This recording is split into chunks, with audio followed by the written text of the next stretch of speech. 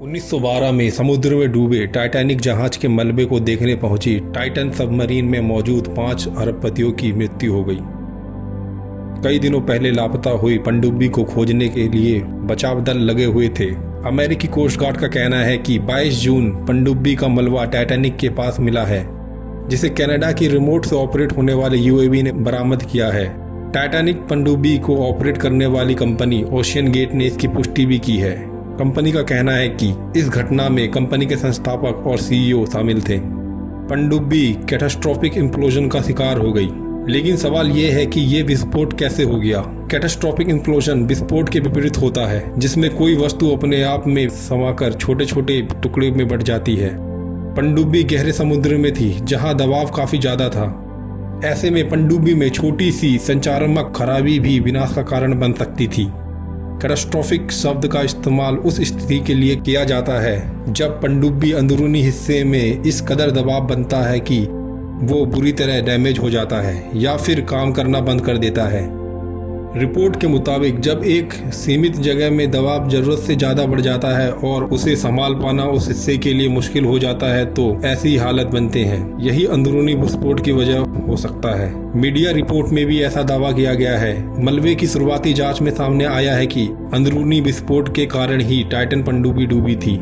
हालांकि मलबे की जांच की रिपोर्ट आनी अभी बाकी है। समुद्री विशेषज्ञों के मुताबिक समुद्र की सतह पर दबाव ऊपरी सतह की तुलना में 390 गुना ज्यादा होता है। इसीलिए यहाँ जाने वाली पनडुब्बी की दीवार को काफी मोटा बनाया जाता है ताकि वह दबाव को झेल सके।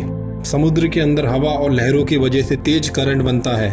इससे समुद्र की सतह पर पड़े सामान की जगह भी बदल जाती है। यह दबाव कुछ वैसा ही होता है जैसे अंतरिक्ष स्पेस में जा रहे हों। टाइटैनिक जहाज का मलबा डूबने के करीब 100 साल बाद भी गल रहा है और टूट रहा है। विशेषज्ञों का कहना है कि अगर कोई इसके करीब जाता है तो वह इसमें फंस सकता है। एक बार कोई पनडुब्बी फंस गई तो उसको निकाल पाना बहुत मुश्किल होगा। इसी बीच तलाशी अभियान के बाद अमेरिकी अधिकारियों ने कहा है कि संभवतः टाइटन सबमरीन विनाशकारी आंतरिक विस्फोट का शिकार हो गई है। अमेरिका के खुफिया उपकरण ने इस पनडुब्बी के विस्फोट को रिकॉर्ड भी किया था। विशेषज्ञों का कहना है कि अगर इस सबमरीन के हल में कोई भी दिक्कत होगी तो वह मिली सेकंड में ही पनडुब्बी को तबाह कर दी होगी। इस सबमरीन की यात्रा शुरू करने के 1 घंटा 45 मिनट बाद ही संपर्क टूट गया था। जिस जगह पर पनडुब्बी का मलबा बरामद हुआ है वह डूबे हुए टाइटैनिक जहाज के अवशेषों के नजदीक है। मीडिया रिपोर्ट्स के मुताबिक पनडुब्बी के मलबे की खोज कर रहे लोगों का कहना है कि पनडुब्बी समुद्र के भयंकर विस्फोट का शिकार हो गई। तलाशी अभियान का नेतृत्व कर रहे यूएस कोस्ट गार्ड के रियर एडमिरल जॉन मोगर ने कहा है कि टाइटन भारी दबाव के कारण विनाशकारी विस्फोट का शिकार हुई। उन्होंने समुद्र के वातावरण की बात करते हुए कहा कि समुद्र तल का वातावरण बहुत चुनौतीपूर्ण है, जो कल्पना से परे है। पनडुब्बी के मलबे को लेकर उन्होंने कहा है कि हम इस पर अभी जांच कर रहे हैं और पनडुब्बी के सभी मलबों को तलाश करेंगे। उन्होंने ये भी कहा है कि पनडुब्बी का पूरा मलबा मिलने के बाद ही इस बात की जानकारी हो पाएगी कि पनडुब्बी के साथ आखिर हुआ क्या था। इस पड़ताल अभियान में कई विशेषज्ञों से मदद ली जाएगी।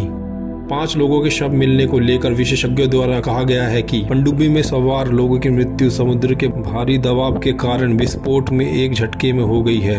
अचानक हुए हादसे के बारे में पनडुब्बी में सवार लोगों को भी कुछ समझ नहीं आया होगा। इसमें 5 सवार लोगों की अनियंत्रित तौर पर मृत्यु हुई होगी। उनके मृत शरीर को शायद कभी ढूंढा नहीं जा सकेगा।